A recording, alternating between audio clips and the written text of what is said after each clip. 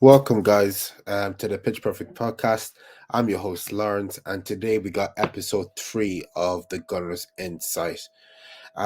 Boys, we're back with another big win against Villa. Very, very huge win. I said it before in the last episode, I was not going to take anything more than 3 points, and the boys delivered just that. Now, to be honest, it was a very end to end game. Both teams had very big chances, particularly Villa. Ollie Watkins, he'd be scratching his head after that game. He should have had 2 goals. But look, the boys got the job done. First half, it was end to end, like I said.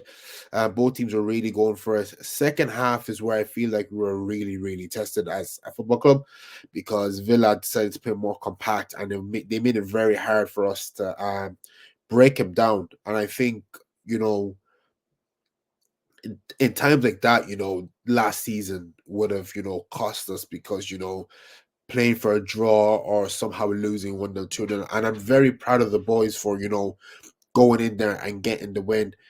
But yeah, no, like happy with the win. It's a very, very, very, very, very big win for the boys going forward because now that's one obstacle out of the way. Villa Park, very, very, very hard stadium to go to, and to get all 3 points, it's a bonus in itself. The Trossard first goal scorer, to be honest, that celebration cold, but I think it was kind of sending a message to Arteta saying that look, I want to start. I'm not happy coming off the bench scoring the goals. And to be honest, I get that. I get that Trossard wants to play, and we'll get to that in a minute because I think after that performance, some key players need to be assessed. But yeah, Trossard, yeah, got his goal, took it very well. And then the man I was slating last week in last episode, Thomas Partey, he got ran over in midfield on Saturday. He got ran over a lot. Morgan Rogers, Onana, John McGinn, they were running through that midfield like it was non-existent. Um, I never seen Partey get stretched out of position like that before. But fair play to Villa. They worked our midfield, and unfortunately, some of our midfielders were not able to handle this. But Partey in the end put the dagger, made it 2-0. I know people are going to be saying, you can't criticize him. We got the winner and whatever. Yes, I can, and I'm going to because going forward, you can't be getting our caught up position from that. We're lucky we had the momentum because we they were defending. Villa were compact, but we had more of the ball, and I think that that allowed us to create more chances. But in Partey's defense, it's very hard to you know um defend him in that situation because he got ran over in midfield. There's nothing too much you can say about that. But look, we'll have to see what's next. I've said my opinion about Partey. I just don't think we need him anymore. I really don't. But we'll see. We'll see what season brings. I may come back to swallow my words, but we don't know what's gonna happen. But on the other end, we got counterattacked. Brilliant. It was a shot. I don't know from who to go. Big deflection. David Raya didn't get a hand to it, but just did enough to put it over. And then it came back off the crossbar and landed in Watkins' path. And then, to be honest, when I seen that, I thought it was going to be 1-0. And Raya made a huge save. And then he made another big save, which I think he has no right to do. And I'm really, really happy with him in order the way he made that save because let's be honest, most keepers are not getting back up for that second. They're not getting back. They're not getting back up for that second save.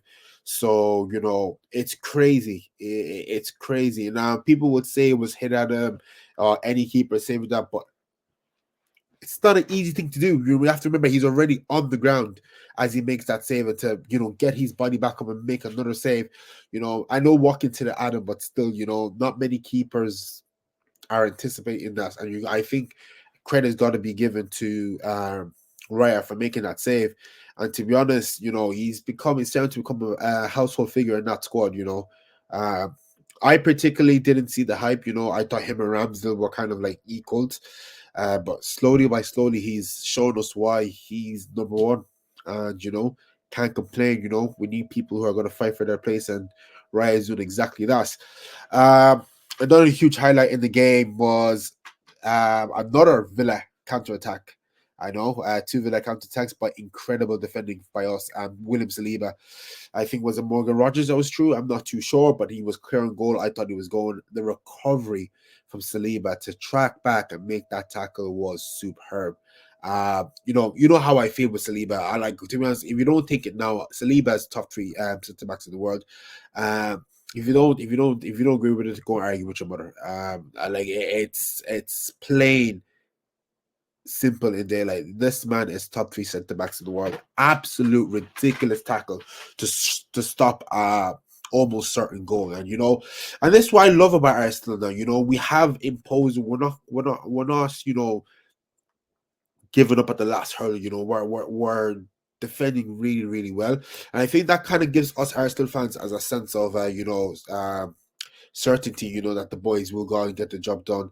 It gives us a sense of security, knowing that, we can trust the defense to handle whatever comes your way, and the midfielders and attackers can, develop play and help us get the goals.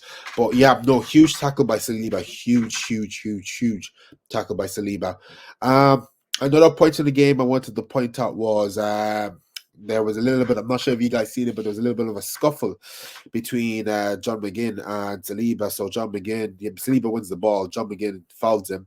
John McGinn kicks the ball off Saliba, and I'm sorry, not Shaka, Ben Weiss kicks the ball off John McGinn, and then it kind of kicks off there. Speaking of Shaka, I was going to say one thing I love about Arsenal, this new defense, this new whole team. We're not pushovers.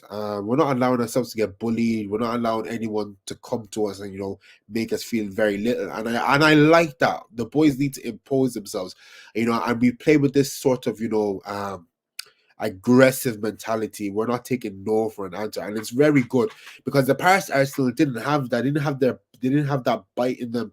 Didn't have that fear. They didn't have that fear in them. And these boys go into every match wanting to win, imposing, dominating. And going back to Shaka, Shaka was this very figure. Shaka was a player that didn't take no shit from any opposition. And Ben Weiss, with Ben White, he's innocent, but he's a shady character as well. But I love that. I love that. Shaka and Ben White, two very similar players. Both shithousery, but Villa themselves are shithousery team. They have very slight antics. Time wasting was one in particular. They tried to do a lot. Fouling, tried to hurt players and all, another thing as well. But we got the 3 points, and I said to you in the last episode I was taking nothing less than 3 points. So I'm really, really, really, really happy how this turned out for the boys. Now, key players I would say helped us in that performance. Saka, Odegaard, Saliba, Ryan. Those would be my four. You could also throw in Gabriel Weiss, but there's some other players that I want to address in this team. So I think the first one I'm going to start off, obviously Party. I got his goal, but still, lads, the way, if you watch the match, you saw the way he got overrun in the midfield. People can say, oh, Declan Rice should be helping Odegaard, but you need to remember these players are playing more attacking. Yes, they have to come back, but you need to understand they're in more advanced positions. Thomas Party does not need to go up. His job is to hold and cover for them. And I just found that, he just got stretched out a lot, and he got exposed. He got really, really exposed. He wasn't trying to play the ball forward. There was times where he could have been a line breaking passing behind the Villa defense. Chose not to play. Chose to play it safe. I get that. I get that. But at times you need to take a risk. Because there's going to be certain games where we're going to have to take a gamble in order to score these goals. But Party, I can't really defend him. I know he got his goal. People are saying he's going to be overreactionary, but with Party, I don't know. The legs are just gone. The legs are just gone. Another player who didn't look to be firing on all cylinders was Declan Rice. I don't think he was in his best form today. Usually so good for us. Today he just looked off it. So hopefully, it's not a sign of fatigue. Maybe it's just a once-off thing. But hopefully he gets back to match fitness, because on Saturday he wasn't his best. Still put an okay shift, but was not his best.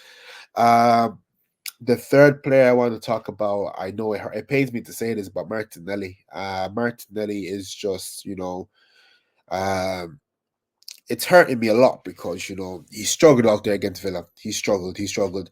Now I've seen people who have tried to say that Martinelli exhausts the opposition and Trossard comes to finish it. Some people might agree, some people might not. I think it's a coping mechanism for people who love Martinelli. But Trossard scored his goal and made it very clear he wants to start. And to be honest, I can't blame him. I can't blame him because Martinelli, he's not really performing, and lack of confidence, I think it's due to, and the best way to help a player's confidence is just keep playing them. But as a team right now, we can't afford that. We need all our players to turn up, and that's the reality of it, unfortunately. Um, those are the three players I think will need to be assessed. A fourth player, I think would need to be assessed. Just um, assessed. Timber. Timber felt like a new signing Saturday. People probably going to think I was going negative here, but no, Timber was unreal. Uh, on Saturday, I thought it was like I said, it felt like a brand new signing. Calafiori, he came on and he got stuck into the game as well. Very, very, very comfortable with the ball. But like I said, this Arsenal squad, it's looking scary, scary, scary hours. I'm really happy with the boys. Really, really happy with the boys with the win. But hopefully now we can build on it. Hopefully we can get the team back to full fitness. Hopefully some of the players I've mentioned can hopefully regain form and help themselves because this is a long season. I don't like we're gonna need everyone on board wanting the same thing. And if some players can't live to that, then there's no place for them at the club. And as football fans, we want to see everyone in the club do well. Um, Arteta said it himself, there's competition for places. There is competition for places. And that's the only way to do it. So, it's going to be very interesting. It's going to be very interesting. But no, big win with the boys, 3 points in the bag. We move on to Brighton next week. Now, people might be saying, what might be next for Arsenal? What's next in this team for them? As I said last episode, still looking for number 9. That still hasn't changed, but we don't know. We don't know what's gonna happen next. I think transfer windows around the corner, very closing soon. So I hate to break into it, lads. I don't think we're gonna get a striker. I think Arteta is gonna stick with Havertz and Jesus. I discussed last time. I don't think they're the lads to get us over through. But we'll have to wait and see. We'll have to wait and see, because the league, everyone's making signings now. But look, I won't be too rash. I won't be too rash. So, a big win. Big, big, big, big, big win. Sorry for the delay for anyone because I had a lot of people asking for the match reactions after the match, and college stuff, life stuff, personal stuff, got in the way. But as from next week, I will just be having match reactions separately from the Gunners Inside. And then when I have the Gunners Inside, I will add a bit of the match review of what I said into the Gunners Inside. People prefer this method where I talk about the match review and my Gunners Inside because, kind of links all together. Some people just want a match review and Gunners Inside so they get more content. But look, let me know what you want to do. But I'm kind of leaning to more match review and then Gunners Inside rather than join the two. But let me know what you want to hear. It was a really good game. I don't have too much to say on this. But we move. We just have to see what's next. Bring on Brighton on Saturday. Is it Saturday? I think. 2 seconds though. Don't want to get that wrong. Is it next Saturday we are playing? It is. It is. We're 12 kickoff, and we are at home. So Brighton at home, 12 on a Saturday. We're gonna back the boys all the way. My prediction: 2-0 win. Arsenal. I think we get the job done. Make easy work of Brighton. They're never really a threat to us, anyways. But look, you never know. But hopefully the boys can get another 3 points towards the campaign. Thank you for joining, lads. Like I said, I know it's a bit of a short one today, but like I said, everything I wanted to say. I've said it, and there's a more in depth. There's a more in depth on the new foosball talk episode with Richie and Joyce, where we kind of do the roundup, and then they have their own opinions on the match as well. Um, do check that episode out. It's out right now. Do go and watch the other videos, lads, as well, because I know people that cater to their own clubs and stuff like that, but do watch the other content because it is funny. There is bands, and you sometimes you may be thinking a certain way about a club, and Rich and Just may bring it up as well. So it's you never know. So but we appreciate all the love and support we've got on all our videos. None of this would be possible without you guys. And we're just trying to bring up the best of content we can. We're only at the start, still got a long ways to go. But yeah, so I've been your host, Lawrence. Thank you for coming to the episode 3 of Gunners Insight. And we shall see ye next week. Come on, you Gunners.